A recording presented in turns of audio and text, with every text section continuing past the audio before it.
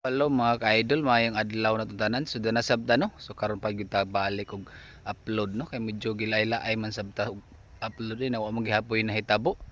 So mag 2 years naman ta sig vlog wa lang gyud na hitabo mga ka-idol. So medyo gilaay na sabta no. Pero mag-update lang sa gahapon ta ninyo mga ka-idol kay simple naman tay mga followers no. So basin ganahan sa buong makakita sa kunaong sa pagkagwapo pa. So data karon diri sa atong espadahan. Og wala na siya mga ka-idol, pinalabunga sa espada. Og daghan sab kay sa bunga no.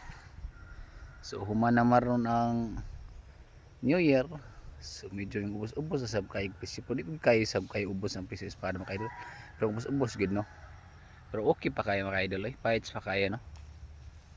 So muna no ang atong espada. Og ang bunga mga ka-idol okay pa kayo.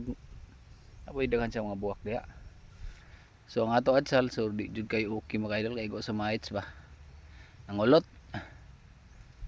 So agud tay mahimo. So muna kong giingon sama ra gyud sa tao mga idol nga tulid magpakulot pero ang kulot magpatulid. So maura gyud sa diay ang tanom mga idol. So agud tay mahimo ana bisag unsaon natag spray wa man gyud siya uli eh. So bisag unsaon nga chemicals no. Apsagdan mo lian na mga idol. Musab na iyang hunahuna. Mutulid na iyang dahon. So mga ka-idol, ng atong espada. So kumusta mo diha? Kumusta ang iyong New Year na?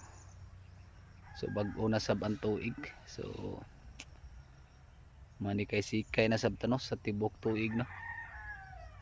So hinaot karong tuig hatagan ta mga blessing sa Ginoo no. No?